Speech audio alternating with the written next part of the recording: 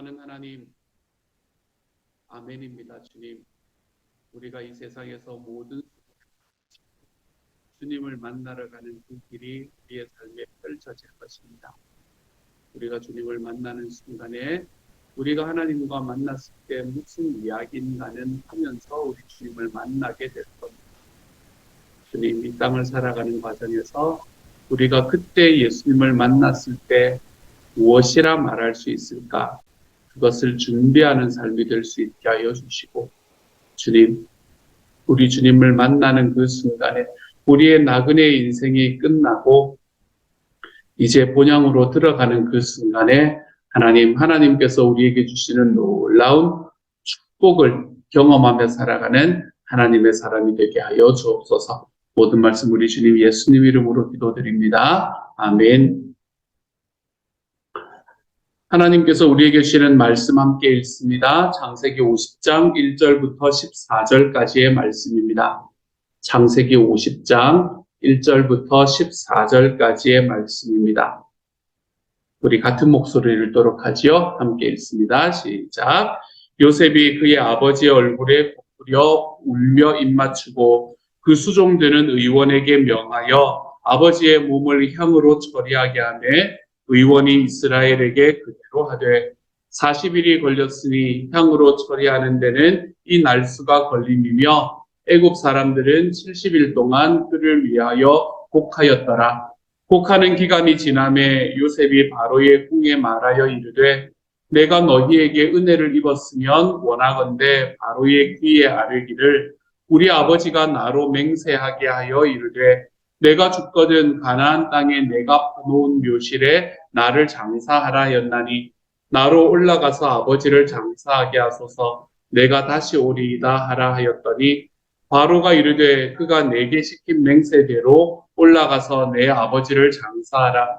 요셉이 자기 아버지를 장사하러 올라가니 바로의 모든 신하와 바로 궁의 원로들과 애굽 땅의 모든 원로와 요셉의 온 집과 그의 형제들과 그의 아버지의 집이 그와 함께 올라가고 그들의 어린아이들과 양떼와 소떼만 고센 땅에 남겼으며 병거와 기병이 요셉을 따라 올라가니 그 때가 심히 컸더라.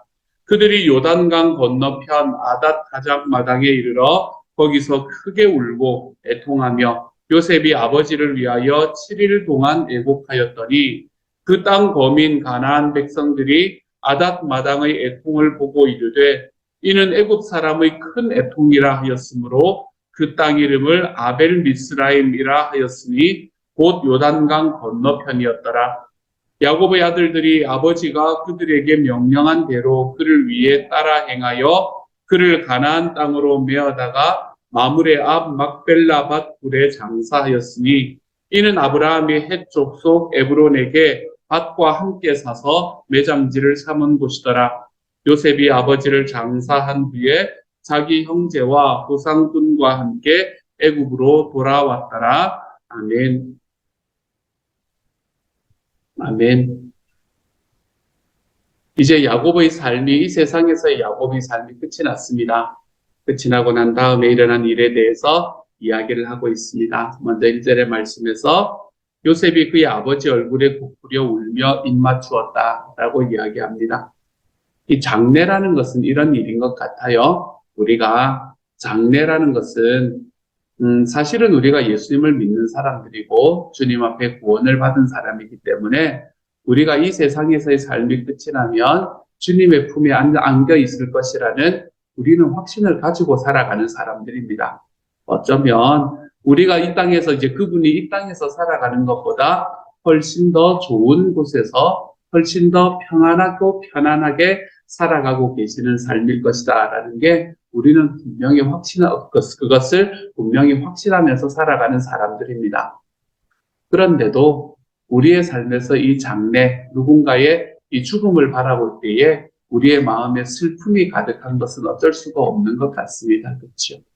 이렇게 슬픔이 가득한 이유는 무엇인가 하면 그 사람을 이 땅에서 다시 보지 못하는 것에 대한 아쉬움 때문인 것 같아요.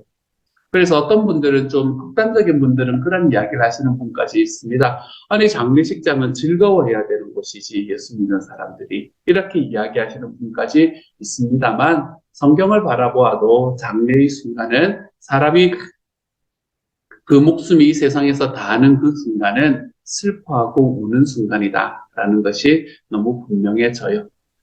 그렇기 때문에 우리는 이 사람이 이 땅을 떠날 때에 가지는 이런 이제 슬픔 그리고 이런 상실감 이런 것들이 너무나 크기 때문에 우리는 웬만하면 잔치 자리에는 가지 않아도 장례식의 자리에는 가는 게 저는 훨씬 더 좋은 것 같습니다. 누군가를 축복해주는 자리에 가는 거야 좀 이따 축복해줘도 되잖아요, 그렇죠? 하지만 누군가를 위로하는 자리에 함께 서는 것은 너무나 중요한 일인 것 같아요. 오늘의 말씀에서도 요셉이 그의 아버지의 얼굴에 부풀려서 입맞추었다라고 이야기합니다. 부풀려 울며 입맞추었다라고 이야기했죠.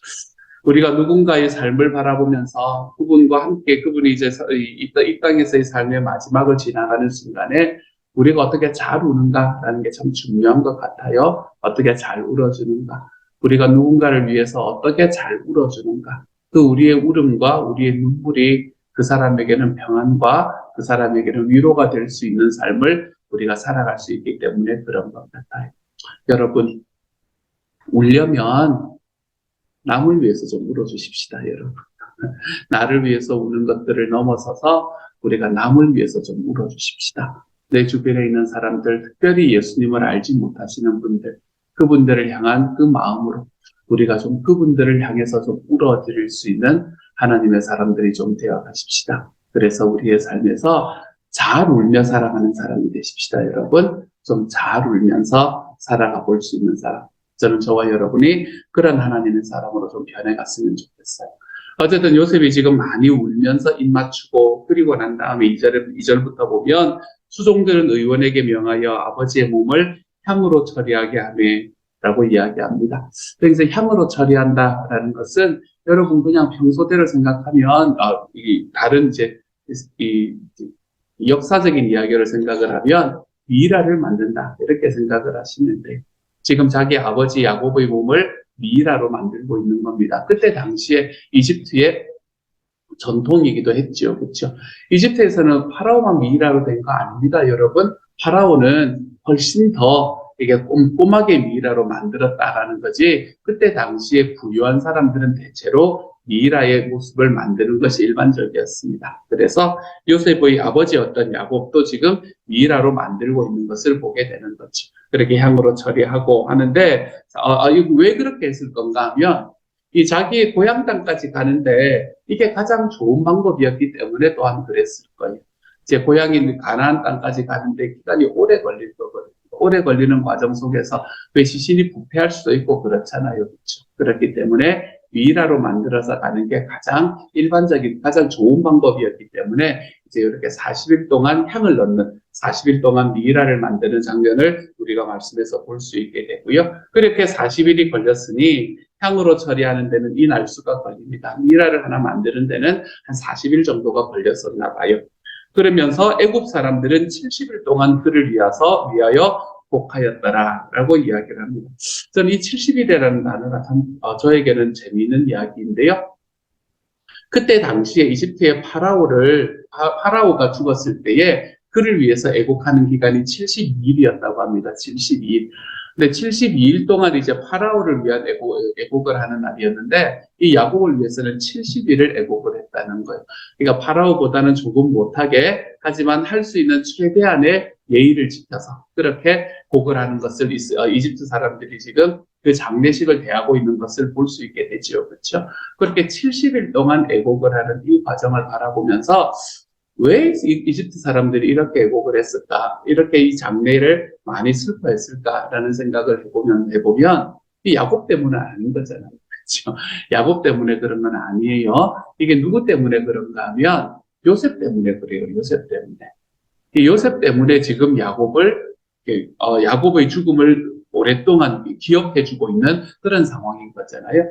근데 가만히 생각해보면 지금 야곱이 죽은 나이가 147세라 그랬잖아요. 147세인데 야곱이 처음에 이집트로 넘어왔을 때는 130세라 그랬거든요. 내 나이는 130년을 살았는데 우리 조상의 그거에는 여정에는 미치지 못하지만 험악한 인생을 살았습니다. 라고 이야기하죠. 그러니까 이집트에 와서 17년을 더 살았다는 이야기예요. 이 17년을 더 사는 과정 속에서 요셉이라는 사람이 여전히 그 전체, 이집트 전체의 총리로서 자기의 권력을 가지고 있는 사람이 되었다라는 걸 우리가 볼 수 있는 겁니다.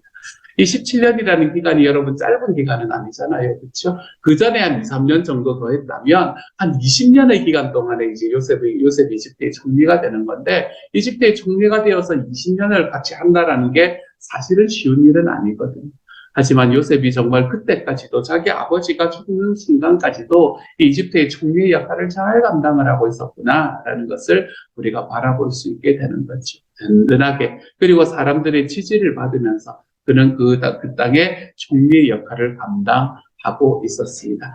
하나님께서 붙잡으시고 하나님과 함께 걸어가는 사람의 결과는 이런 거구나라는 걸 다시 한번 알게 되는 것 같아요. 요셉의 인생을 딱 특정 짓는 것은 하나님께서 그와 함께 하심에라는 이 단어라 그랬잖아요.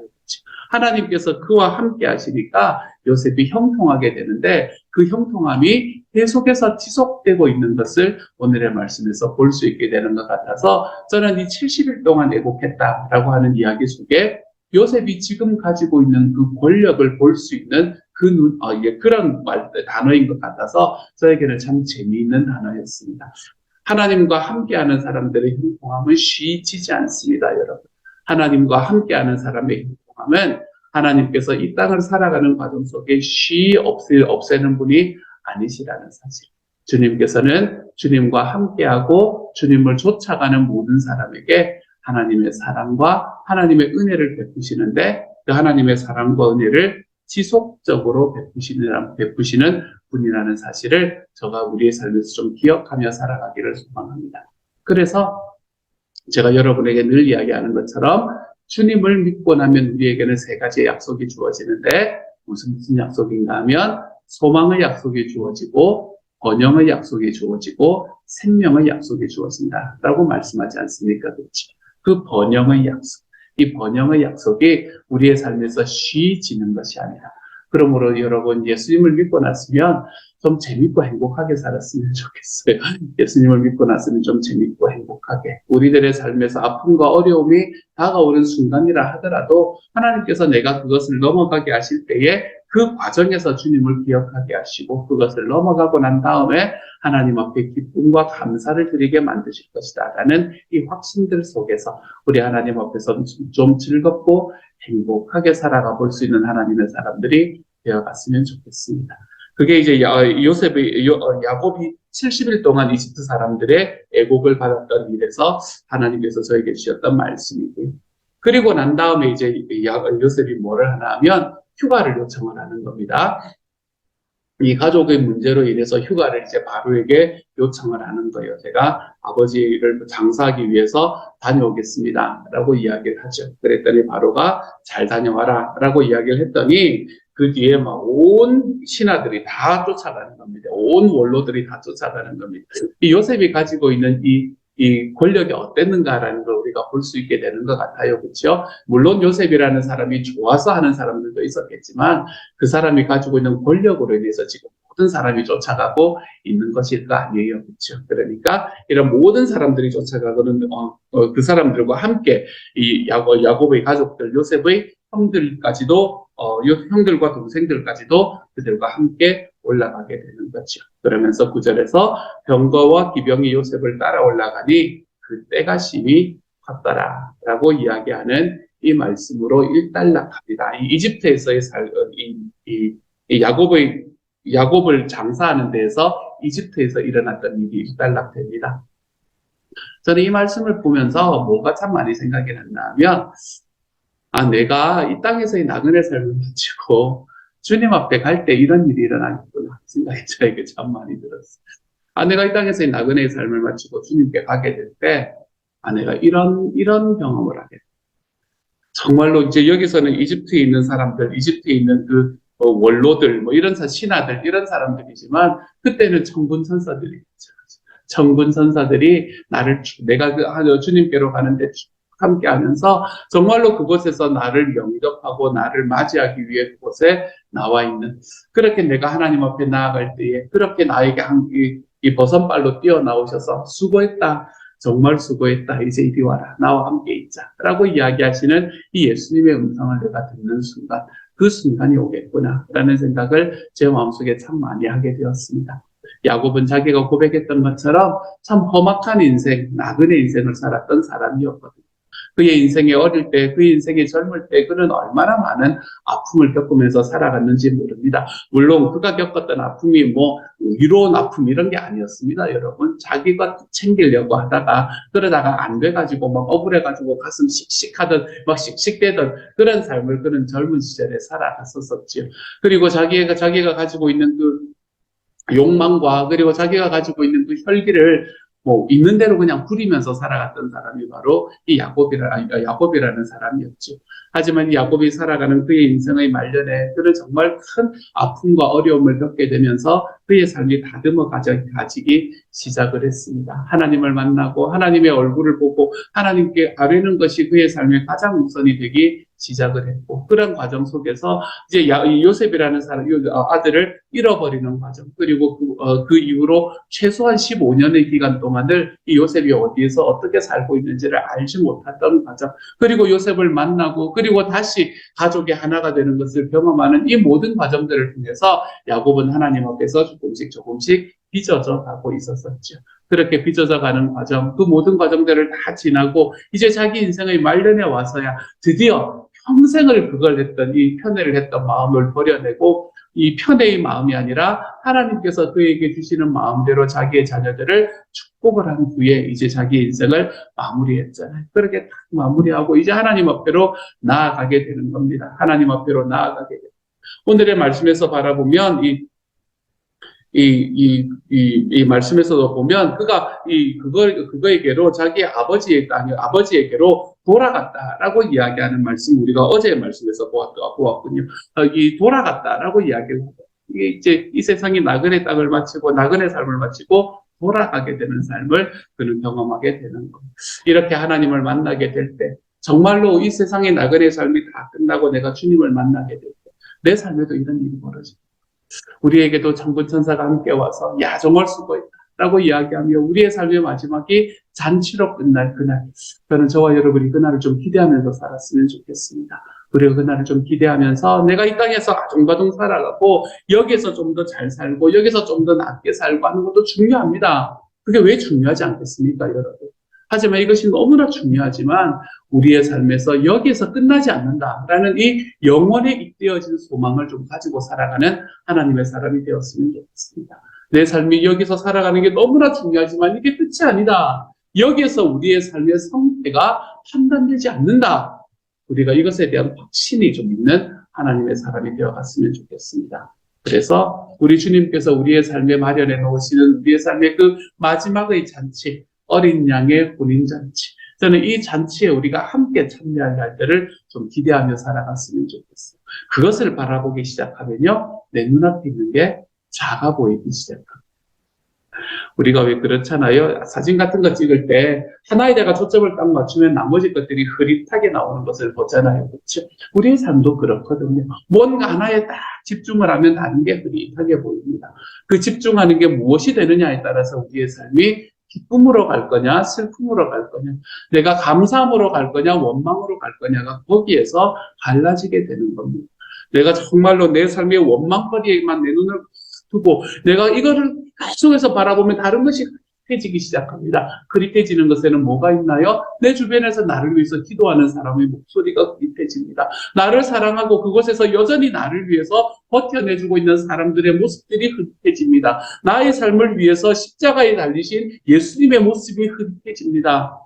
우리의 삶의 그 모든 것들이 흐릿해지면서 뭐가 또렷하게 남기 시작하나 하면 내 삶의 원망거리가 또렷하게 남기 시작합니다. 그러면 감사를 할 수가 없게 되는 거죠.